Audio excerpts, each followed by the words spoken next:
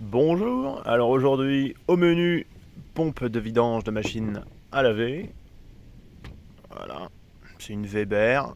Alors je fais pas la pub évidemment, des machines assez peu qualitatives, achetées à électrodépôt. Elles finissent avec plein de problèmes. Tant que ça marche, ça nous suffit. Mais en termes de qualité, c'est vraiment pas ce qui se fait de mieux. Donc ici, la pompe d'origine et à droite, l'équivalent mais de qualité. Alors, j'ai démonté la pompe pour la remplacer, pas parce qu'elle n'était pas fonctionnelle, mais parce que je la trouvais pas assez performante. Avec là dernièrement 3 machines d'affilée dans laquelle il y a des bouloches ou des fluges qui restent sur les vêtements, comme des papiers, donc comme des mouchoirs déchirés. Ça crée des ouais, des résidus. En fait, c'est tout simplement de l'eau sale qui reste dans la cuve et puis les vêtements continuent à être mélangés avec. Donc j'ai regardé plusieurs fois, jamais la pompe n'a été bouchée et pourtant ça se vide mal. Donc j'ai décidé de la remplacer. Et en fait, j'ai trouvé l'équivalent vendu pour les machines Electrolux. Et ce qui est frappant, c'est que ça a beau être deux pompes tout à fait similaires, que c'en est en fait une copie. Donc, Hanyu, et puis là vous avez donc toutes les caractéristiques. Alors à notre gauche, une pompe de 21 watts, output, bon allez, 30 watts, ok, de consommation. Et à droite, c'est du 0,25 ampères, donc c'est un quart de 230 volts, ça fait environ 55 watts, 55-57.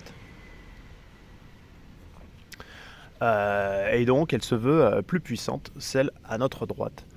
Donc en fait quand on voit, là la finition est meilleure, la finition du moule, tandis qu'à droite, là on peut voir les stries sur le...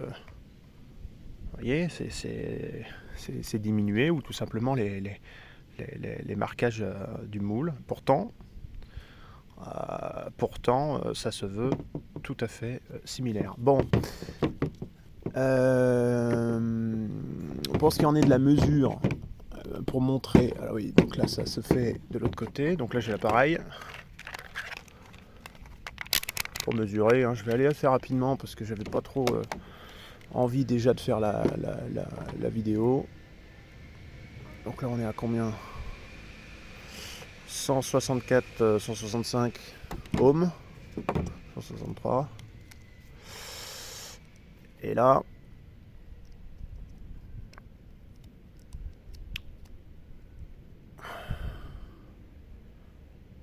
230, 233, 232. Bon, donc voilà pourquoi sur internet ils disent entre 150 et 300 ohms. Et en fait, donc la pompe de qualité, celle-ci, il y a marqué Hanyu Patent, donc on peut penser qu'elle est quand même déposée. Mais de toute façon, quand vous jouez au jeu de la mondialisation avec les Chinois, vous perdez. Et là, bizarrement, Hanyu, c'est peut-être des Chinois qui concurrencent d'autres Chinois. Donc là, ils sont bien. Mais pour le coup, le moteur à droite me paraît être un peu plus difficile encore à faire tourner. On le voit pas forcément à l'image, mais là avec mon doigt j'arrive quand même à faire tourner celle de gauche. Et celle de droite, si je devais appuyer au même endroit, me paraît quand même plus difficile, encore plus résistante. Alors, d'où peut-être la valeur de la bobine qui va avec. Autre chose que l'on peut noter, c'est que les pales, ici, c'est dommage, on voit peut-être pas. Ah oui, alors là, si on voit pas, je vais essayer de mettre de la lumière.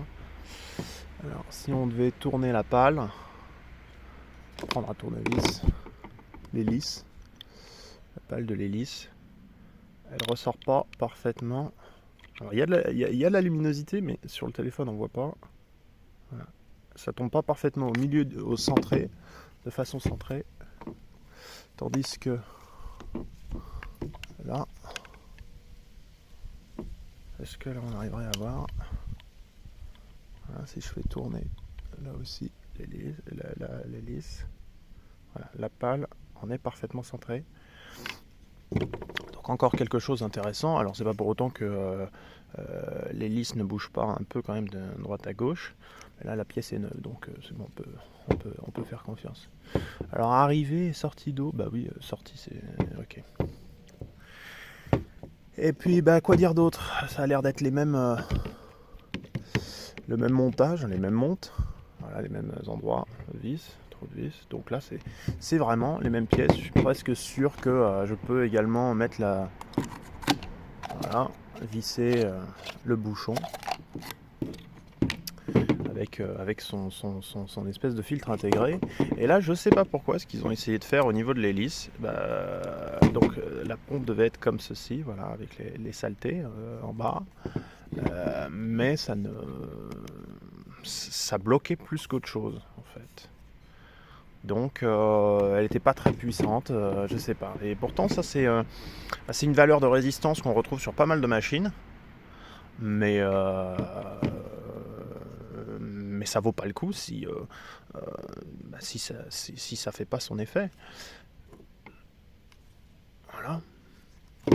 Donc j'ai vérifié au préalable que le tuyau après la machine soit bien débouché en y mettant le jet d'arrosage à l'intérieur. Et il n'y a pas de souci d'installation. Donc c'est vraiment la pompe qui faisait pas son effet. Voilà, son travail. Alors, bah là, en sortie, le tuyau, bah je vais l'installer, mais ce sera un peu plus élargi. Et puis bah là encore pour admirer un peu la qualité des produits, je me disais qu'il fallait quand même un collier en inox pour éviter les problèmes. L'inox est plus stable et donc vous n'avez pas de rouille sur l'inox. Et en fait, je me disais, c'est peut-être de l'inox, et puis en effet, ça en est. Et puis en observant un peu mieux le collier, je me disais, c'est con, on n'en fait plus des comme ça. Alors là, on voit aussi que les trous sont penchés. Donc ça, c'est parfois un marqueur de qualité. Et puis, en effet, on n'en fait plus des comme ça. Voilà. Marqué France. Alors, il n'y a pas le E, mais voilà. La beauté de l'objet, un peu. Voilà, ces salopards de politiciens. Voilà ce qui nous oblige aujourd'hui à acheter. Alors là, il y a quand même les trous. Parfois, il n'y a même pas. Mais là, vous avez les trous, mais là, c'est du zinc merdique. Zinc, je sais pas. Et les vis, parfois, quand vous les serrez, ça s'auto-taraude, le machin, c'est de la merde. Là, vous avez un truc, même à la main, je peux le. C'est exceptionnel. Vraiment des choses que l'on verra plus jamais. Voilà. Et puis bon, si c'est pour demander à Dassault des colliers de serrage pour ma machine de lave-linge, ça va pas le faire. Sur le. Donc moi j'ai ça comme référence. Environ 50 € avec la livraison et tout. Donc c'est pas donné pour une pompe, mais si ça fait son travail et si ça me règle le problème, la machine pourra repartir. Et ouais, je sais pas comment ils font, donc j'ai été surpris de voir que c'était toutes les deux des Hanyu, donc l'autre c'est juste un sticker merdique, mais allez savoir comment ils se débrouillent pour partager l'argent, mais je pense qu'il y en a un des deux qui reçoit rien. Et c'est vraiment copié, quoi. C'est vraiment copié. Bon. Donc, voilà, je vais montrer tout ce qu'il y avait. Et puis au niveau de l'installation,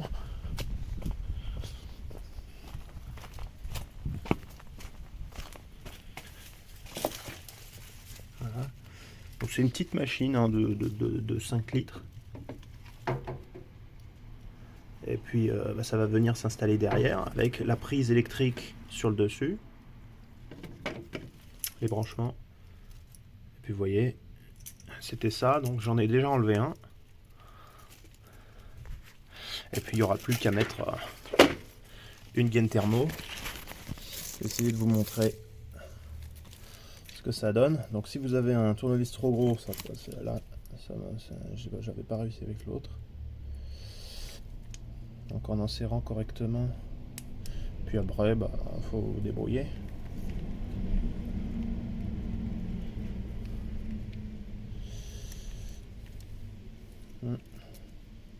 J'avais réussi, donc en fait, je l'avais inséré, puis j'avais tourné, voilà, d'un quart.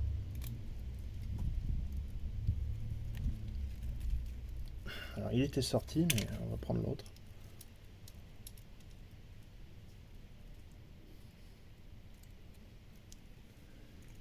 Voilà.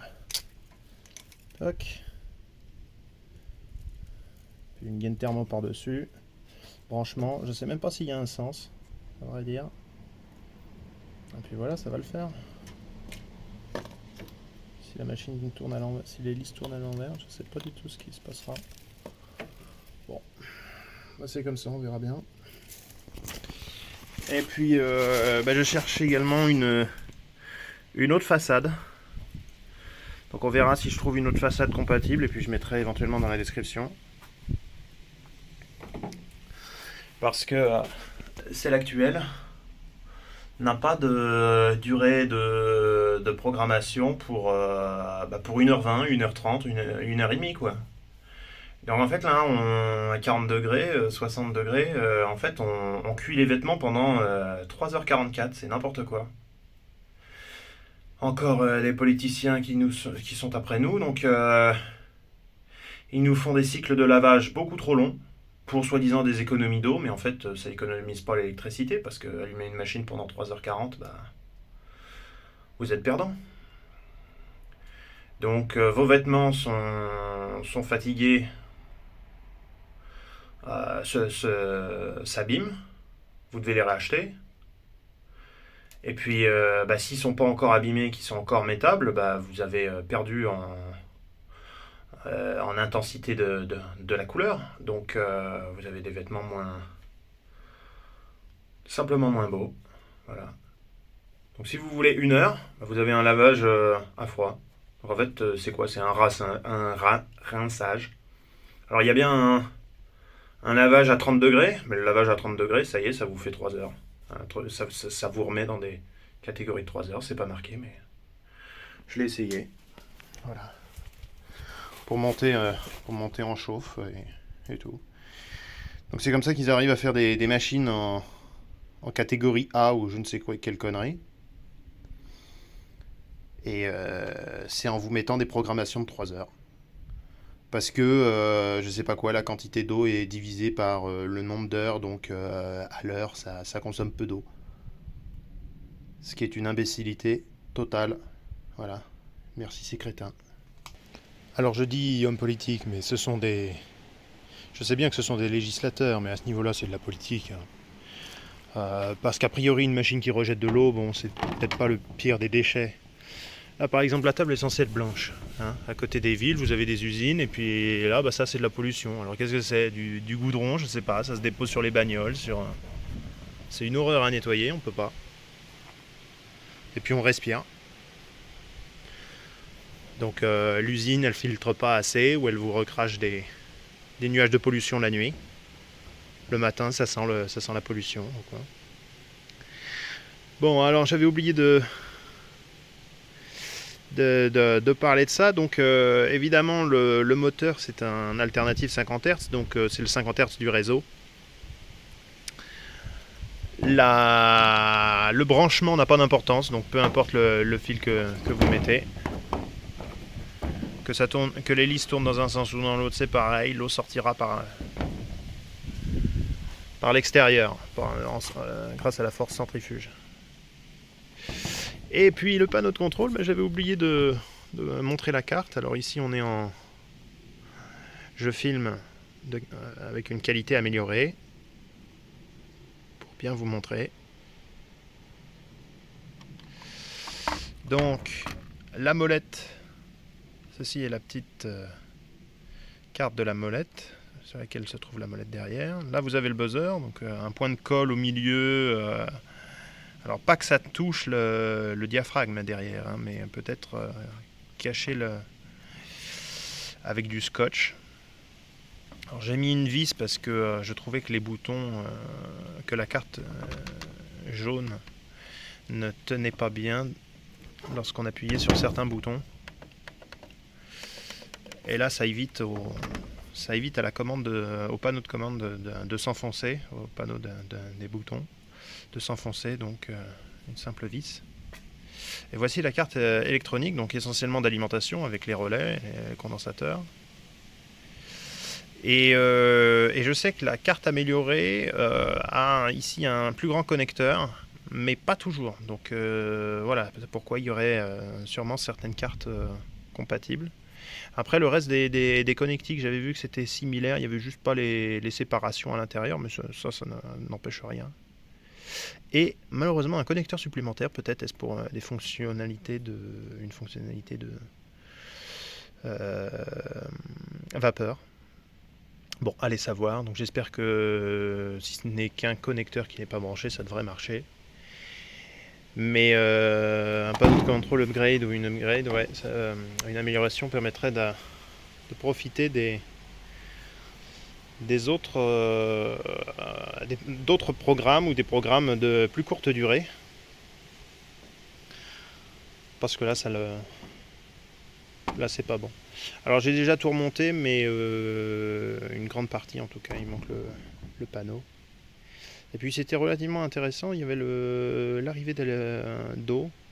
C'est en haut à gauche de la machine et en fait toute l'eau passe par le tiroir. Donc en effet on peut mettre les produits anti-calcaires dans le tiroir. Toute l'eau qui arrive dans la cuve passe forcément par le tiroir. Ça je ne savais pas. Enfin voilà. Ah ouais, le caoutchouc j'ai mis du temps à l'enfiler. Il a fallu que je gratte une partie du plastique. Enfin bref.